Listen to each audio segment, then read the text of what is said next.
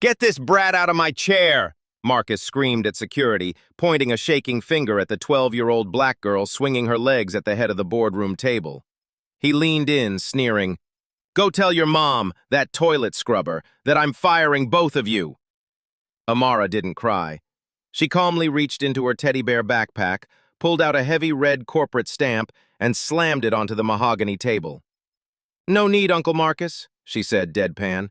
"I signed your termination letter 5 minutes ago."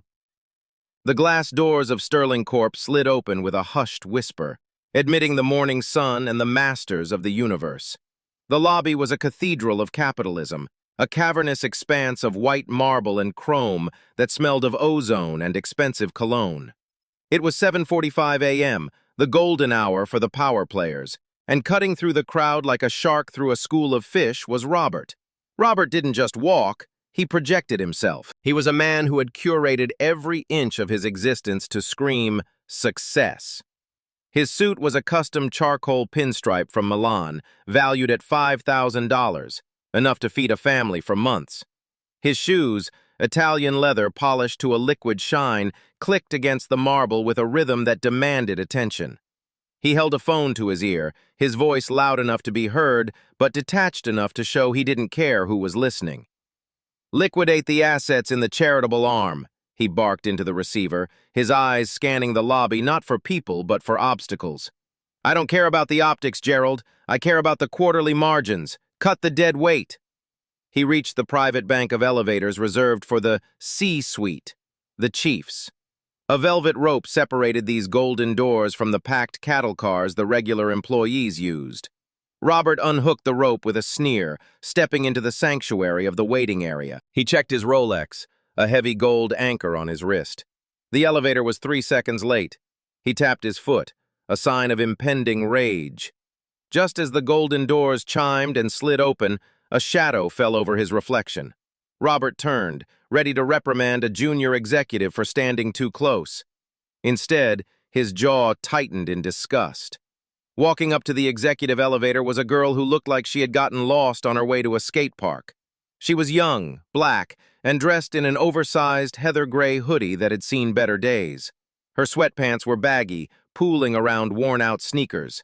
In her hand, she didn't carry a leather portfolio or a tablet. She clutched a steaming paper cup of coffee from the 7-Eleven across the street, the cardboard sleeve fraying at the edges. This was Nia. She moved with a quiet, efficient grace that Robert completely missed, blinded as he was by the offense of her attire. To him, she was a stain on the pristine canvas of his morning, an anomaly, a glitch in the matrix of his exclusive world. Nia stepped toward the open elevator. Robert instinctively stepped to block her path, his hand shooting out. "Service elevator is around the back, sweetheart," he snapped, not even looking her in the eye. "Deliveries go to the basement." Nia paused. She looked at his outstretched arm, then up at his face. Her eyes were dark, calm, and unsettlingly intelligent. She didn't flinch. She didn't apologize. She simply stepped around him and walked into the golden box. "I'm not a delivery," she said. Her voice was soft, melodic, but it carried a weight that vibrated in the small space. Robert stood frozen for a second, stunned by the audacity. Then, indignation flared hot in his chest. He marched into the elevator after her, pressing the close door button aggressively, as if trying to crush the air between them. "Unbelievable," he muttered, ending his call and shoving his phone into his pocket. "Security is becoming a joke, letting interns wander into the executive lift." He looked at her. She was sipping her cheap coffee, staring straight ahead at the polished brass doors. She seemed completely unbothered by his presence, which infuriated him more than if she had insulted him. He needed to establish dominance. He needed to remind this nobody of the hierarchy. He swung his heavy leather briefcase off his shoulder. It was a substantial bag, filled with contracts and the weight of his ego. "Here," he grunted. He didn't hand it to her. He tossed it. It was a lazy, disrespectful heave aimed at her chest. It was a test, a power move designed to make her scramble. But Nia didn't scramble. Her hands shot up with lightning speed, catching the strap mid-air before the bag could hit her. She didn't spill a drop of her coffee. "Hold this," Robert commanded, turning his back to her to check his reflection in the mirrored wall. He adjusted his silk tie, preening. "And press 50. My hands are full." His hands were empty. He was using them to smooth back his gelled hair. Nia looked at the heavy bag in her hand. She looked at the back of his expensive suit. A faint, almost imperceptible smile tugged at the corner of her mouth, not of amusement, but of analysis. She was dissecting him. She saw the insecurity in the way he checked his reflection. She saw the desperation in his need to belittle her.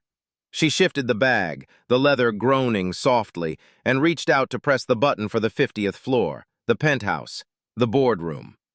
"Careful!" Robert barked, seeing her movement in the mirror. He spun around, his eyes narrowing.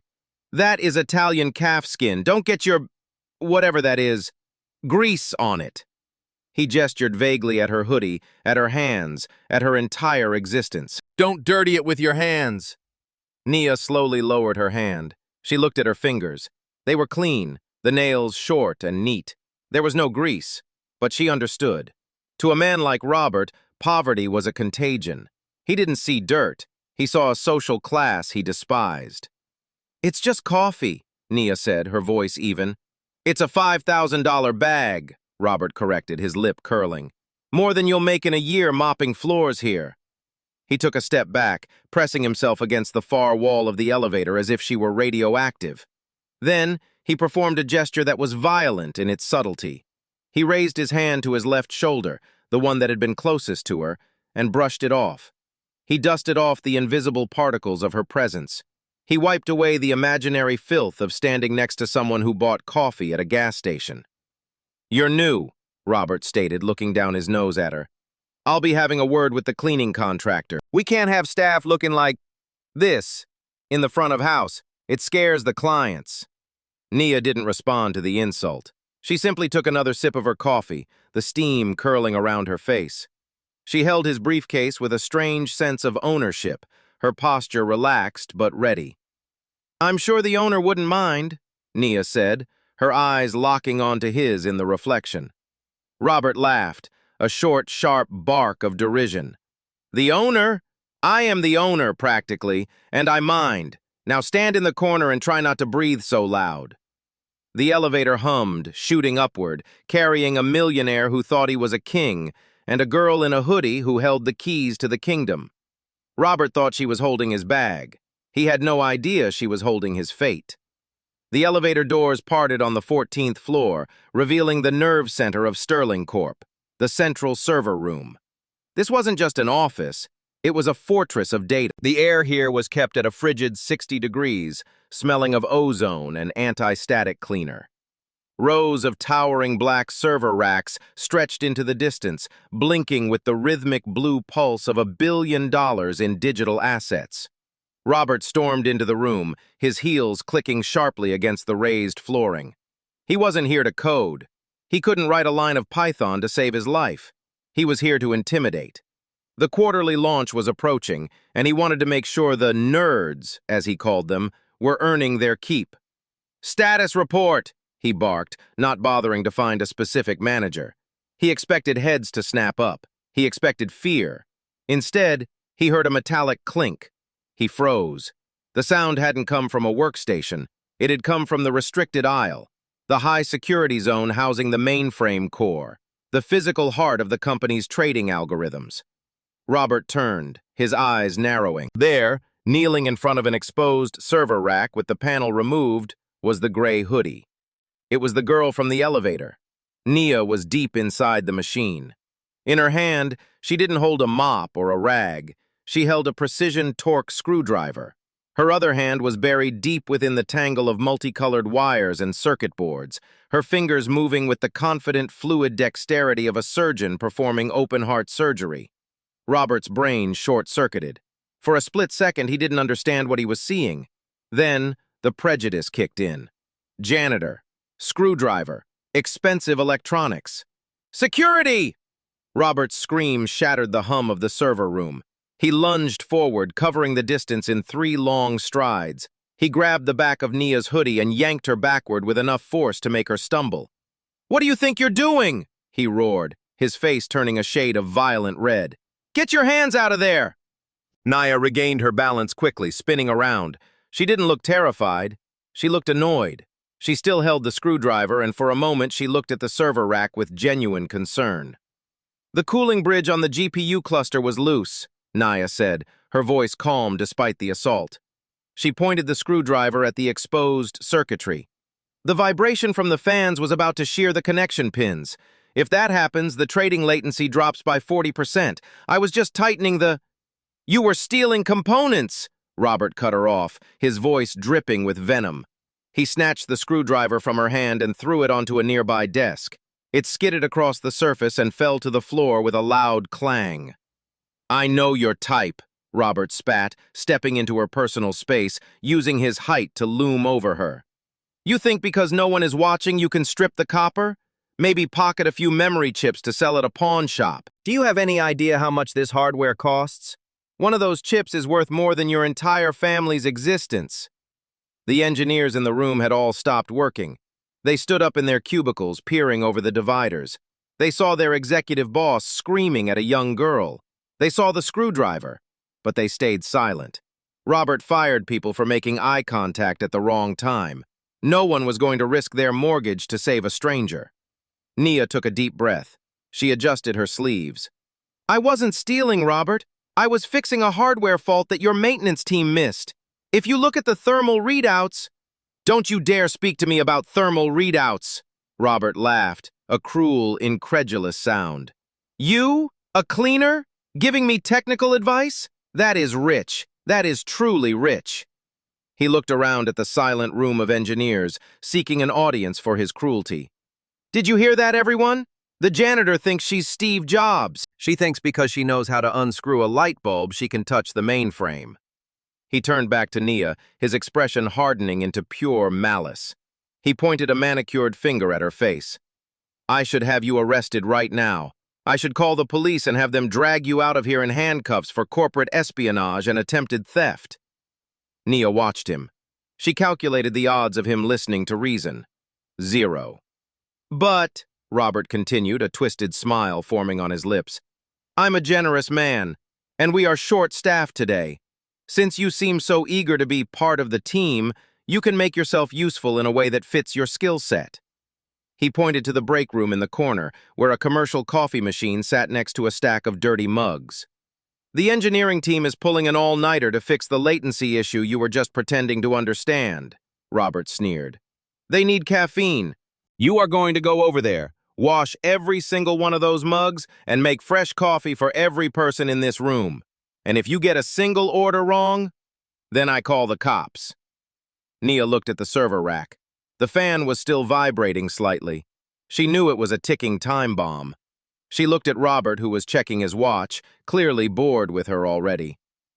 The server isn't stable, Nia warned quietly. Neither is your employment status, Robert snapped. Move, now, or leave in a squad car. The injustice hung heavy in the freezing air. Nia tightened her grip on the strap of her backpack. She could end this right now. She could pull out her ID. She could make a phone call. But she looked at the tired faces of the engineers. She looked at the blinking red light on the dashboard that Robert was too arrogant to notice. If she revealed herself now, Robert would spend the next hour groveling and making excuses, and the system would crash while he talked. The priority was the company. The priority was the code. Nia lowered her head, hiding the fire in her eyes. Fine, she whispered. I'll make the coffee. That's yes, sir, Mr. Sterling, Robert corrected her, misusing the company name as his own title. Now hop to it, and wash your hands first. I don't want grease in my latte. Robert turned his back on her, dismissing her as a threat, and walked toward the lead engineer's desk to yell about timelines. He didn't see Nia walk to the break room. He didn't see her glancing at the server monitors as she passed, and he certainly didn't see her pull a small, rugged tablet from her backpack as she stood in front of the coffee machine, silently syncing it to the very mainframe he had forbidden her to touch. He thought he had put a servant in her place. In reality, he had just put a grandmaster in position for checkmate. The digital clock on the wall ticked over to 9:29 a.m. In the command center of Sterling Corp., the atmosphere was tight enough to snap a steel cable. This room, adjacent to the server farm, was the brain of the operation.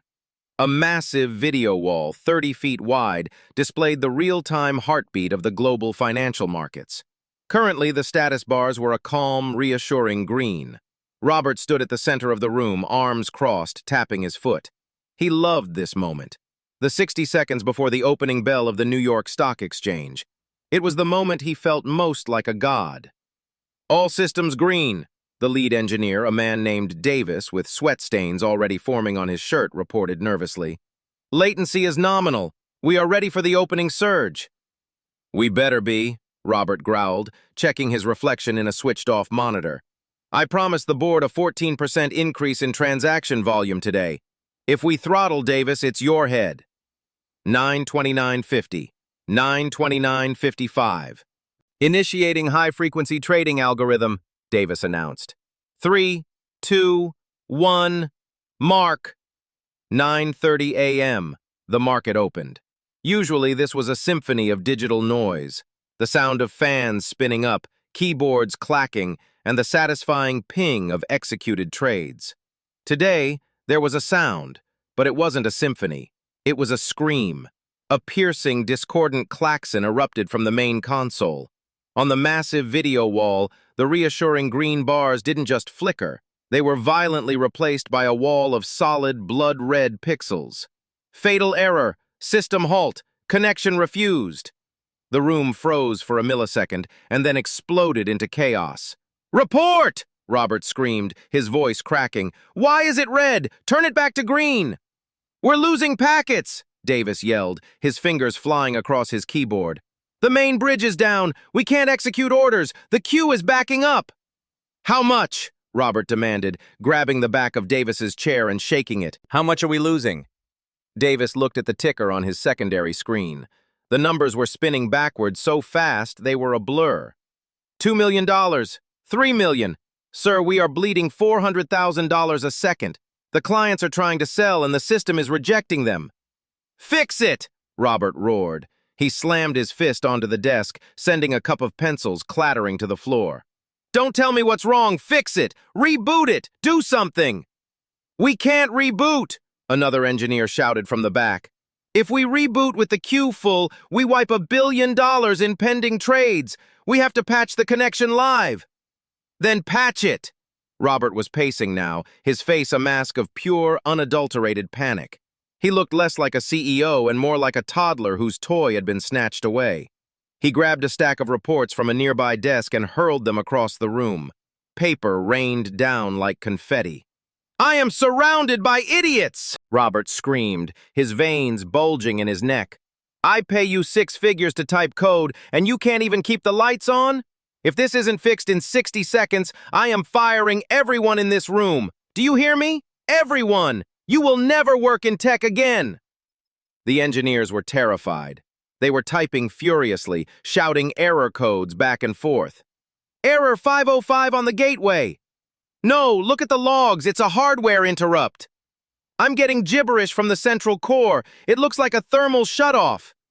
It's not thermal, Robert yelled, leaning over Davis's shoulder, spittle flying from his mouth. The AC is set to 60 degrees. Stop making excuses. In the midst of this digital apocalypse, the door to the break room swung open softly. Nia stepped out. She was balancing a heavy cardboard tray filled with 12 steaming mugs of coffee. She had done exactly what she was told. She had washed the mugs. She had brewed the coffee.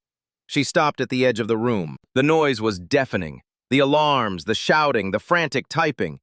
But Nia didn't flinch. She didn't drop the tray. She stood perfectly still, blending into the shadows of the chaos. While Robert was busy screaming at his staff, threatening their livelihoods, Nia's eyes were locked on the giant video wall. She wasn't looking at the red, fatal error banner. She was looking at the stream of raw diagnostic data scrolling rapidly down the left side of the screen. White text on a black background that no one else was paying attention to. To Robert, it was matrix code. To the engineers, it was a symptom of the crash. To Nia, it was a language. She watched the lines of code tumble. Cluster B4, timeout, vibration detected, sync failure, GPU 7. Her eyes narrowed. She saw the pattern. It wasn't a software bug. It wasn't a hacker. It was exactly what she had tried to tell Robert 10 minutes ago. The vibration from the loose cooling fan on the GPU cluster had reached a resonant frequency. It wasn't overheating, it was shaking the connection pins apart. The computer wasn't broken, it was stuttering because it was physically unstable. "It's the syntax!" Davis yelled, holding his head in his hands. "The algorithm is looping! I can't break the loop!" "Try harder!" Robert shrieked, his voice going high and shrill. "We are down 12 million! My stock options are evaporating! Somebody do something!" Robert turned, his chest heaving, looking for something else to throw. His eyes landed on Nia. She was standing there, calm, collected, holding the coffee. The contrast was jarring. Here he was, the master of the universe, sweating through his $5,000 suit, while the girl in the hoodie watched the disaster with the detached curiosity of a scientist observing a lab rat. "You!"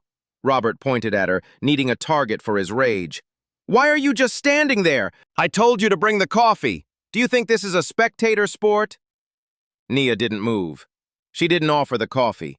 She looked at the scrolling code one last time to confirm her hypothesis. "The code isn't looping, Davis," Nia said. Her voice wasn't loud, but in a room filled with panic, clarity cuts through the noise. Robert froze. Davis froze. "What did you say?" Robert whispered, stepping toward her, his face dangerous. "Did the coffee girl just speak?" Nia looked past Robert, locking eyes with the terrified lead engineer. "The code isn't looping," she repeated, her voice steady and authoritative. "The logs show a micro-disconnect every 0.4 seconds. It matches the RPM of the cooling fan in Rack 4. It's a physical vibration error. The software keeps trying to reconnect. That's why it looks like a loop." The room went silent.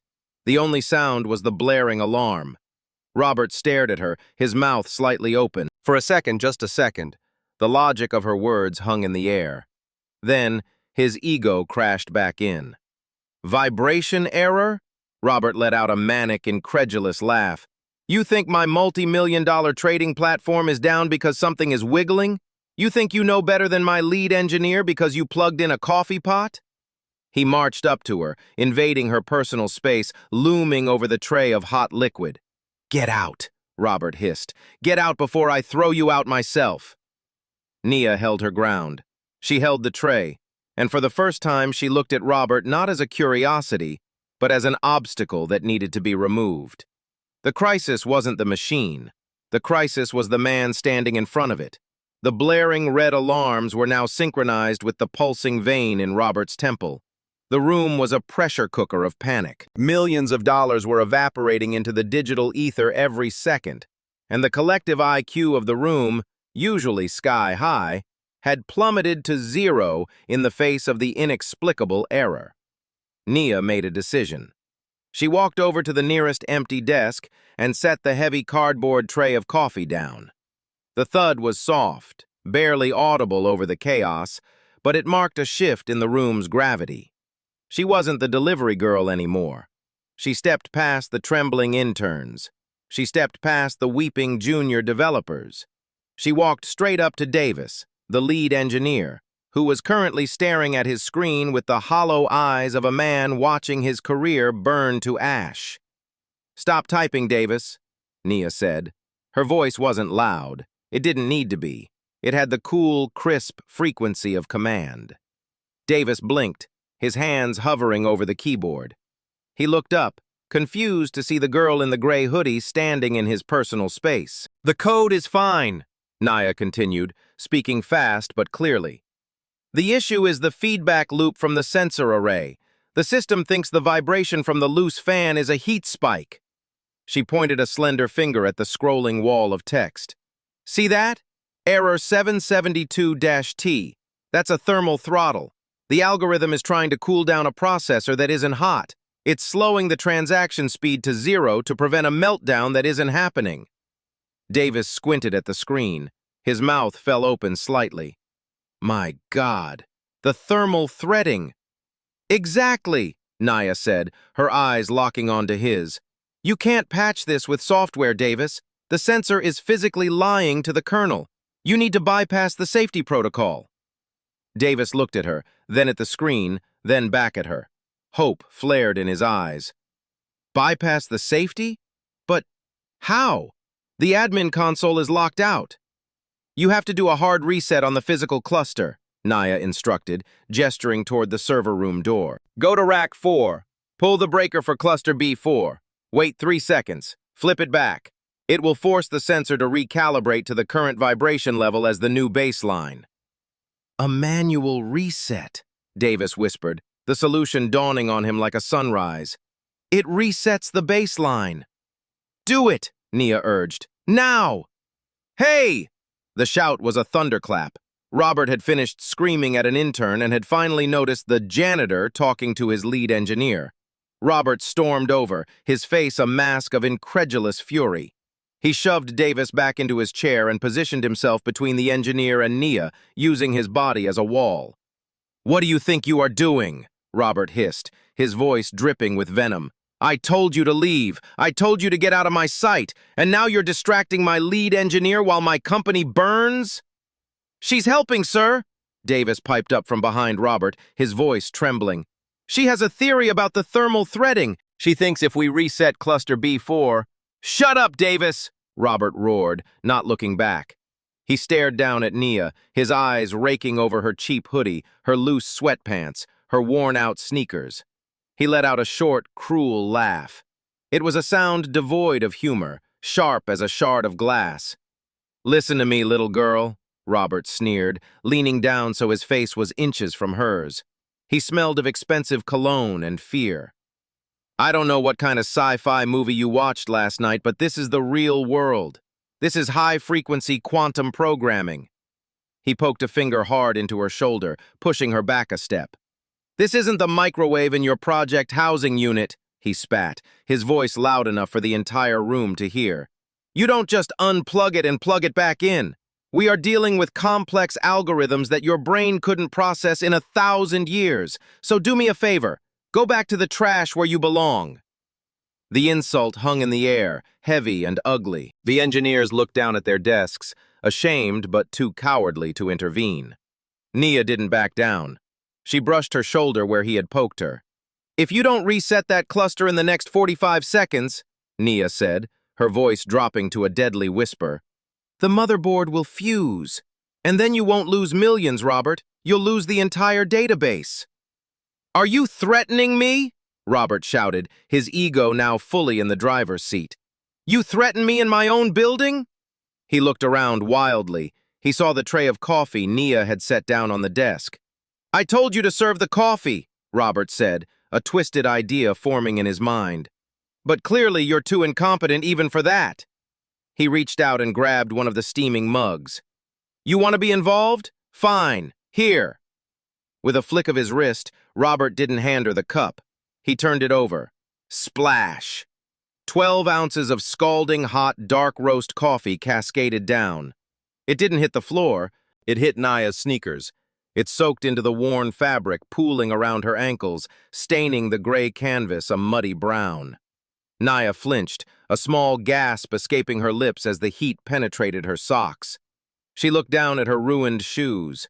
Then she looked up at Robert. The room went deathly silent. Even the alarm seemed to fade into the background. "Oops," Robert said, his face twisting into a smirk of pure malice. "Look at that! Now you have a mess to clean up." He pointed to the floor, snapping his fingers. "On your knees, sweetheart. Wipe it up. And when you're done, get out of my building before I have security throw you through the glass doors." Robert turned his back on her, adjusting his cufflinks, feeling a surge of power. He had put the help in her place. He felt big. He felt in control. He didn't see the look on Naya's face. He didn't see the way her jaw set, or the way her eyes shifted from the coffee stain to the back of his neck. It wasn't the look of a defeated servant. It was the look of a judge passing a sentence. Nia didn't kneel. She didn't reach for a napkin. She simply stepped out of the puddle of coffee, leaving a wet footprint on the pristine white floor. "Davis," Nia said, her voice cutting through the silence like a blade. She didn't look at the engineer. She kept her eyes on Robert's back. "Do not reset the cluster." Robert spun around. "Excuse me?" "Let it burn," Nia said cold. "Let it all burn." And with that, she turned and walked toward the main console, pushing past Robert as if he were nothing more than a ghost. She wasn't leaving. She was taking over. The silence that followed Nia's declaration was heavier than the humid air of a thunderstorm. Robert blinked, his brain struggling to process the audacity. Let it burn? Before he could formulate a retort, Nia moved. She didn't walk around him, she walked through him. With a stiff arm and surprising strength, she shoved Robert squarely in the chest. It wasn't a violent strike, but it was decisive. A physical command that said, "You are in my way." Robert stumbled back, his expensive Italian loafers slipping on the polished floor. He gasped, more from shock than pain. You touched me!" he sputtered, grabbing the edge of a desk to steady himself. "Security! Get her!" But Nia was already at the main terminal. She didn't ask for permission. She didn't hesitate. She grabbed the rolling chair that Davis, the lead engineer, had vacated in his panic and kicked it into position. She sat down, her wet sneakers squeaking against the footrest, and placed her hands on the mechanical keyboard. "Davis," she said, her voice devoid of emotion. "Watch and learn." And then she began to play. That was the only way to describe it. She didn't type like a secretary, she typed like a concert pianist performing a frantic allegro. Her fingers became a blur of motion, the clack, clack, clack, clack of the mechanical keys erupting like machine gun fire, drowning out the blaring alarms. On the massive main screen, the chaos of the red alert window was suddenly overlaid by a stark black terminal window. Root access, requested password. Robert lunged forward. "She's hacking the system! Stop her! She's deleting the database!" "No," Davis whispered, stepping in front of Robert, his eyes glued to the screen with a mixture of terror and reverence. "Look at the syntax. She's not deleting. She's rewriting the driver." Nia didn't look up. Her eyes darted back and forth across the lines of code cascading down the monitor. She was entering commands faster than the terminal could refresh. Pseudo service, thermal watchdog, stop, grep-I, cluster under B4, /var/sys/log, tail-n, 50, echo, false, /sys/class/thermal/thermal-zone4/mode. "She's killing the safety protocols," an engineer gasped from the back. "If she's wrong, the server melts in 10 seconds. "She's not wrong," Davis breathed. Nia's fingers flew. She wasn't just bypassing the sensor, she was writing a custom script on the fly to recalibrate the vibration tolerance. It was coding suicide. One typo, one misplaced semicolon, and the entire trading platform would brick itself permanently. Function override vibration, return 0, inject, force, immediate. 3 seconds to thermal runaway, the system voice announced, a robotic harbinger of doom. Robert was screaming now, his face purple. "Unplug it! Pull the cord! She's destroying my company!" Nia didn't blink. She hit the enter key with a sharp final strike. "Restarting kernel." The screen went black. For 2 heartbeats, the room was plunged into a terrifying void. The fans spun down. The hum of the drives ceased. It was the silence of death. Robert stood frozen, his mouth open, a vein throbbing in his forehead. He looked at the black screen, then at the girl in the hoodie. "You killed it," he whispered, his voice trembling with a mix of horror and vindication. "You actually killed it. That was a billion-dollar machine, and you—" Beep! A crisp, clear tone cut through the air. On the giant video wall, a single pixel lit up. Then a row. Then a flood. The massive red banner of "Fatal Error" was gone. In its place, a soothing, beautiful wall of emerald green bars shot upward. "System online. Connection established. Queues cleared. Trade volume plus 14%. The room erupted. "We're back!" Davis shouted, throwing his hands in the air. "We're live! Orders are executing! Look at the ticker! We just recovered 3 million in 6 seconds!" The engineers cheered, high-fiving each other, hugging over the cubicle walls. It was a miracle, a resurrection. Nia sat back in the chair. She didn't cheer. She simply reached up and pulled her hood down a little lower, hiding her face. She exhaled slowly, watching the numbers climb. But the celebration was short-lived. "Silence!" Robert's scream tore through the joy like a knife.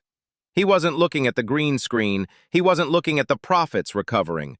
He was looking at Nia, and his eyes were burning with a hatred so pure it was terrifying. He marched over to the console, grabbing the back of the chair and spinning it around so Nia faced him. "You think this is funny?" Robert hissed, leaning down, his face inches from hers. "You think you're a hero?" The room went quiet again. Davis lowered his hands. "Sir, she saved the opening bell. She fixed it." "She hacked my authorized equipment!" Robert roared, spraying spit. He pointed a shaking finger at Nia's nose. "She accessed a root terminal without clearance. That is a felony. That is cyber terrorism." He grabbed Nia by the shoulder of her hoodie and yanked her up from the chair. "You didn't save anything," Robert spat. "You humiliated me. You touched property that doesn't belong to you. Do you have any idea the liability you just exposed us to? If that code had failed, we would be bankrupt." "But it didn't fail," Nia said calmly, pulling her arm away from his grip. "That's not for you to decide," Robert screamed. "You are a cleaner. You scrub toilets. You do not touch the colonel." He reached for his phone, his hands shaking with rage.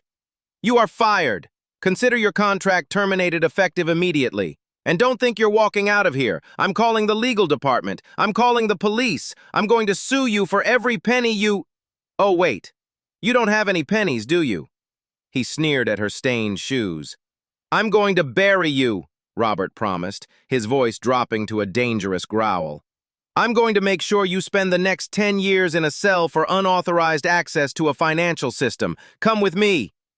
He grabbed her arm again, harder this time, dragging her toward the door. "Where are we going?" Nia asked, not fighting him, allowing herself to be led.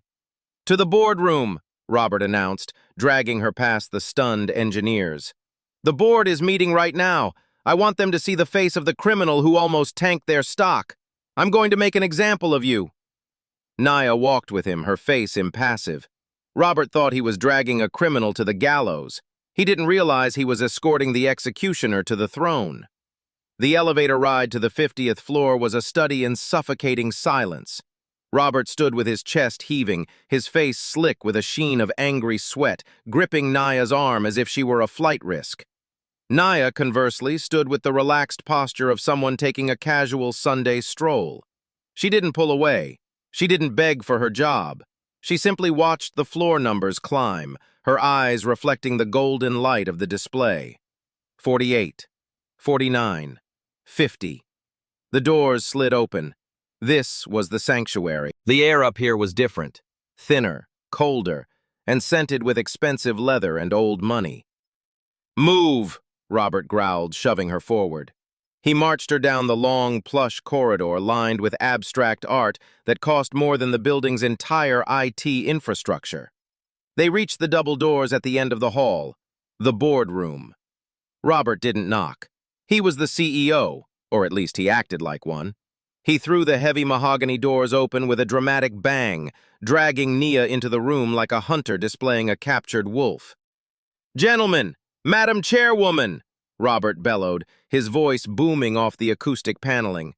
"Forgive the interruption, but we have a situation that requires your immediate attention." The room froze. Around the massive table, a slab of black marble long enough to land a small aircraft on, sat the 12 most powerful people in the industry.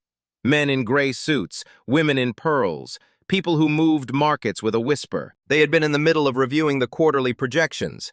Now, 12 pairs of eyes snapped toward the door. They looked at Robert, disheveled and frantic. Then, they looked at the girl standing next to him. The girl in the coffee-stained sneakers and the baggy gray hoodie. A strange ripple went through the room. A few members stiffened. One of the older men took off his glasses and squinted. The chairwoman, a formidable woman named Mrs. Higgins, opened her mouth to speak. "Robert, what is the meaning of—" "The meaning," Robert cut her off, striding to the head of the table and planting his hands on the marble, "is that I have just caught a saboteur in our midst." He gestured violently at Nia. "This person is a member of the cleaning staff. Minutes ago, while we were facing a critical liquidity crisis in the server room, she physically assaulted me, bypassed security protocols, and hacked into the root kernel of the trading mainframe. He paused for effect, expecting gasps of horror. The room remained deadly silent. She nearly destroyed us, Robert lied, his narrative twisting the truth into a weapon. I managed to stop her just in time, but the sheer audacity, the criminal negligence. He turned his back on the board and walked toward Nia, who was standing quietly by the door. He circled her like a shark. I brought her here because I want you to see the caliber of talent HR is letting into our building, Robert sneered. I want you to witness the incompetence that threatens your dividends. He stopped in front of her, blocking her view of the table. He wanted her to feel small. He wanted to crush her spirit before the police arrived. Look at them, Robert commanded, pointing to the silent board members. Do you know who these people are? These are titans. They built this world. And you?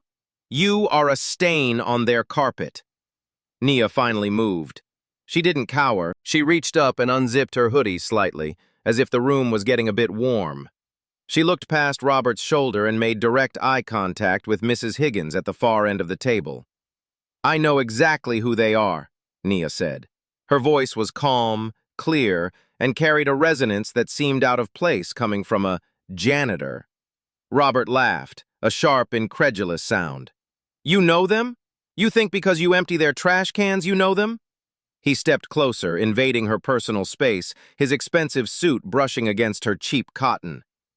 Let me explain something to you, sweetheart, Robert hissed, his voice dropping to a menacing whisper that echoed in the quiet room. You are confused about your place in the food chain. You think because you typed a few lines of code, you matter. You don't. He poked her in the chest hard. You are nothing. You are the gum on the bottom of my shoe. You are the dust beneath my heel. And when I am done with you, you won't even be able to get a job scrubbing toilets at a gas station. The insult hung in the air, heavy and brutal. It was the ultimate expression of his arrogance, the belief that money and a suit made him a god, and the lack of them made her an insect. Nia looked down at where he had poked her. She brushed the spot off, mirroring the gesture he had used in the elevator that morning. Then she looked up. Her eyes were blazing, but her face remained stone cold. Are you finished, Robert? She asked. Robert blinked, taken aback by her tone. Excuse me? Nia took a step forward. For the first time, she seemed to grow taller. The slouch of the hoodie girl vanished, replaced by a posture of absolute regal command. You talk a lot about value, Nia said, her voice steady. You talk a lot about who matters and who doesn't, but you made a miscalculation. The only miscalculation was hiring you, Robert shouted. No, Nia corrected him. The miscalculation was assuming that the suit makes the man. She reached into the pocket of her sweatpants. Robert flinched, perhaps expecting a weapon, but she pulled out a lanyard. It wasn't the blue staff lanyard. It was a black card with a gold microchip embedded in the center. She tossed it onto the marble table. It slid across the surface with a hiss, stopping perfectly in front of Mrs. Higgins. You asked who I think I am, Nia said, turning her gaze back to Robert. I don't think, Robert. I know. She adjusted her hoodie one last time, smoothing out the fabric. I am the one who built the code you just tried to destroy. I am the one who owns the building you are standing in. She leaned in, her face inches from his, her voice dropping to a whisper that sounded like a thunderclap. And most importantly, I am the person who pays your salary, Robert. For a second, Robert's brain stalled. The words didn't make sense. Cleaner, boss, owner. It was impossible. It was a joke. A bubble of hysteria rose in his chest. It started as a chuckle, then a giggle, and finally erupted into a full-blown maniacal laugh. He threw his head back, slapping his thigh. You, he wheezed, pointing a shaking finger at her face, tears of mirth streaming from his eyes. You pay me? Oh, this is rich. This is the best joke I've heard all year. You're insane. You're actually insane. He looked at the board members, seeking their camaraderie in the joke. Did you hear that? Robert laughed, gasping for air. The janitor thinks she owns the place. She thinks she's my boss. Honey, you couldn't even afford the wheels on the chair you're standing next to. He laughed and laughed, the sound echoing off the walls, filling the room with the sound of a man who was eagerly digging his own grave.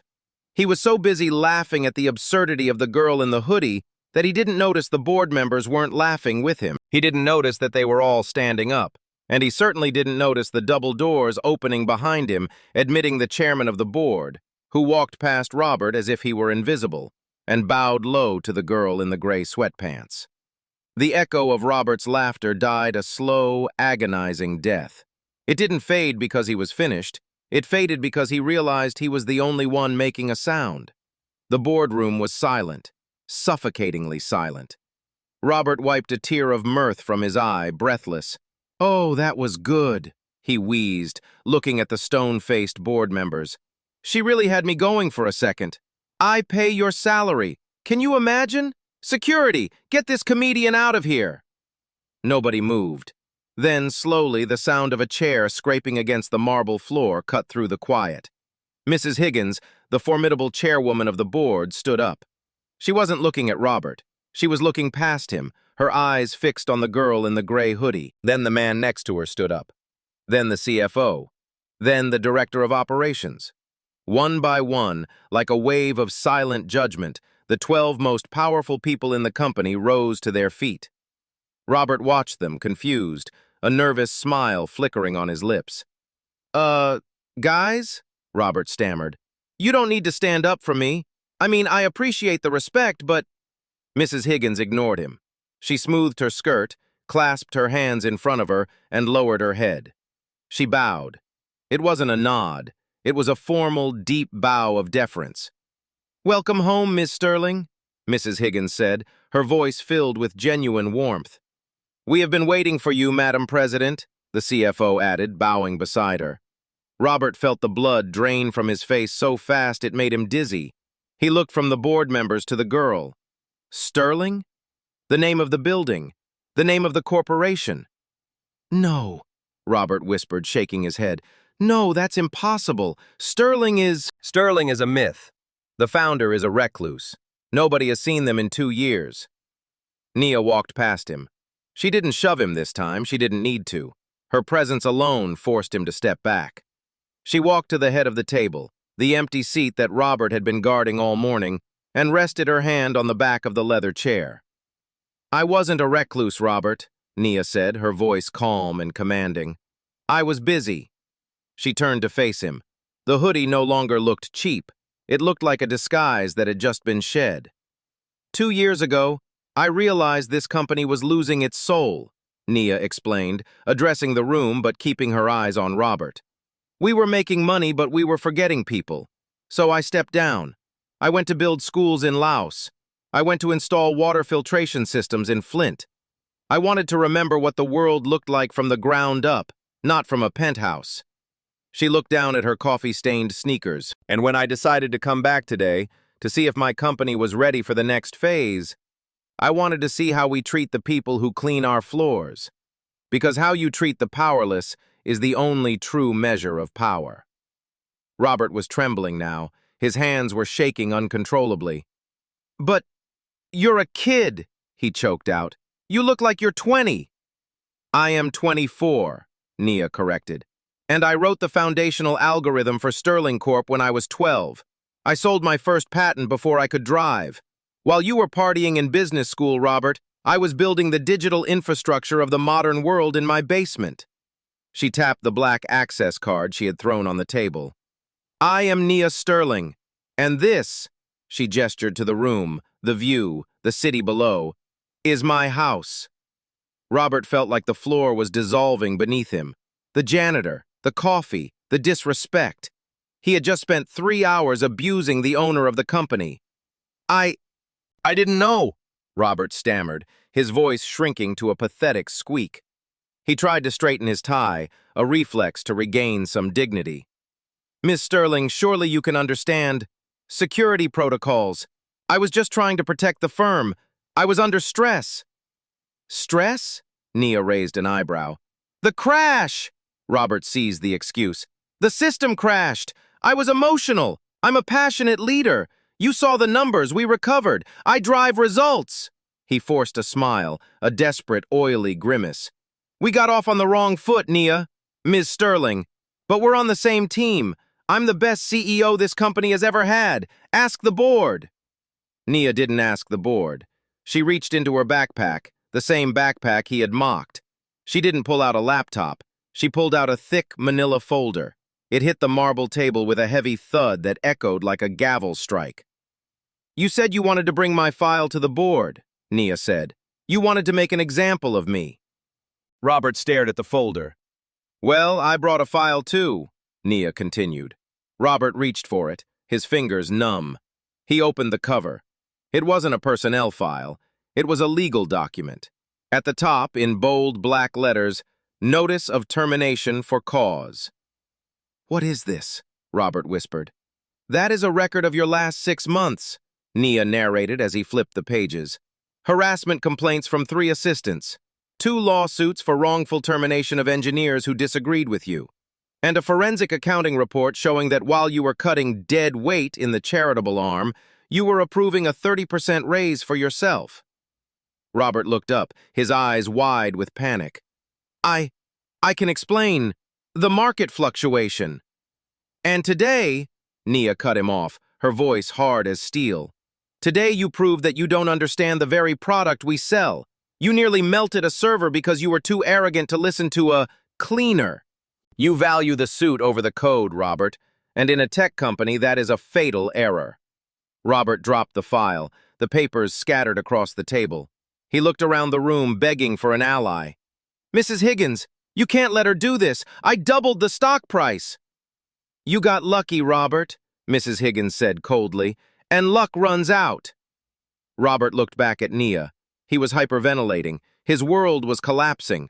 He looked at the chair, the massive executive leather chair at the head of the table, the symbol of his status. You can't fire me, he hissed, a last burst of denial. I built this team. I sit in the big chair. Nia stepped forward. She placed her hand on the armrest of the chair. She leaned in close, so close he could smell the stale coffee on her shoes. Robert, she said softly, delivering the final blow, the chair you are sitting in, I bought it with the royalties from a patent I filed when I was in middle school. She stood up straight and pointed to the door. Get out of my seat. The air in the boardroom didn't feel tense anymore. It felt cleansed. Security, Mrs. Higgins said, her voice barely above a whisper, yet it carried more weight than Robert's shouting ever had. The doors opened, and 2 security officers stepped in. They weren't the regular lobby guards. These were the senior corporate protection detail. They walked straight past Nia, past the board, and flanked Robert on either side. Mr. Sterling, one officer said, misusing the name ironically as he reached out, we need to escort you from the premises. Robert pulled his arm away, his eyes darting around the room like a trapped animal. Don't touch me! I am the CEO! I built this quarter's earnings! You can't just throw me out like trash! Actually, Nia said from the head of the table, her hands resting calmly on the leather armrests. We can. And we are. She nodded to the officers. They grabbed Robert by the arms of his $5,000 Italian suit. The fabric bunched up, wrinkling under their grip. As they marched him toward the door, Robert thrashed, his dignity stripping away with every step. My bag! Robert screamed, looking back at the heavy leather briefcase still sitting on the floor. I need my briefcase! My contacts are in there! Leave it, Nia commanded. That bag was purchased with company funds. It stays. My badge! Robert clawed at his lapel. I need to clear my desk. Your desk has already been cleared digitally, Nia said, and your badge is deactivated. One of the officers reached out and unclipped the plastic ID card from Robert's pocket. He didn't hand it back. He dropped it into the waste bin by the door, the same bin Robert had threatened to throw Nia's career into. You'll regret this, Robert shrieked as he was dragged into the hallway.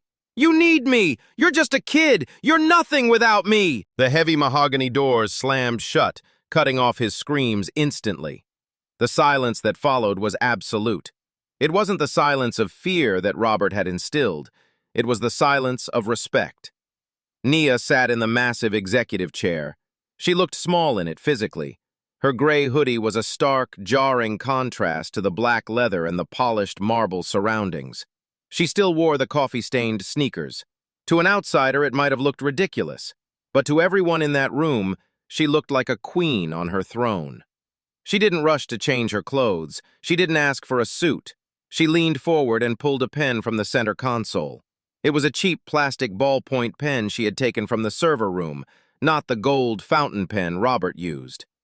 "Mrs. Higgins," Nia said, "bring me the personnel budget." The chairwoman slid a tablet across the table immediately. Nia didn't look at the stock price. She didn't look at the marketing projections. She scrolled straight to the engineering and support staff payroll. "Davis, the lead engineer," Nia said, signing her name on the screen with a flourish. "Promote him to Chief Technology Officer, effective immediately." "Done," the CFO nodded, typing on his own device. "And the rest of the engineering team," Nia continued, her eyes scanning the list. "They saved the platform today despite being screamed at and threatened. Give them all a 20% raise. And double their stock options." She looked up at the board. "And one more thing. From now on, there is no dress code at Sterling Corp. If my engineers code better in pajamas, let them wear pajamas. If my cleaners want to wear headphones, let them wear headphones. We judge people by their output, not their outfits. Is that clear?" "Crystal clear, Madam President," Mrs. Higgins smiled, a look of genuine relief washing over her face. Nia sat back, capping the cheap pen. She looked out the floor-to-ceiling window at the city skyline. Somewhere down there on the sidewalk, Robert was standing in the cold, jobless and humiliated, clutching nothing but his ego. He had spent his life roaring, thinking that noise equaled power. He never understood that the true apex predator moves in silence. The camera slowly pushes in on Nia. She isn't looking at the board anymore. She turns her head slightly, locking eyes with the lens, breaking the fourth wall for the first time. The hoodie girl is gone. In her eyes, you see the architect. You see the visionary. Never judge the status of a lion by its roar, but by how it hunts. Robert thought power was a suit and a title. He forgot that the most dangerous thing in the room isn't the one shouting commands, it's the one who wrote the code. Nia's lips curve into a small, knowing smile. It's the smile of someone who knows that humility is the height of power. She winks.